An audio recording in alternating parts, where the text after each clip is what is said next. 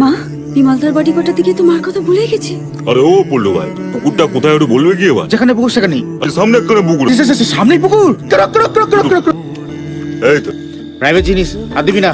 আমি বাড়ি চিনি, দিয়ে আসছি। যেখান থেকে এক পাও নড়বি না, চুপচাপ দাঁড়িয়ে থাকবি। উড়ে গেল কই?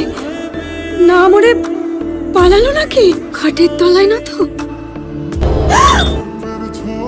বিমলদা এখানে? তাহলে মা?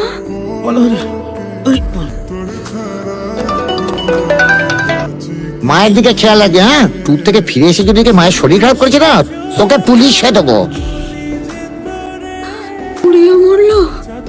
আর ওই কথার বাচ্চাটার দৌলতে বডিটাও চলে গেল। কি হলো লটারি পেয়ে? সে তো জেলেই পৌঁছতে হবে।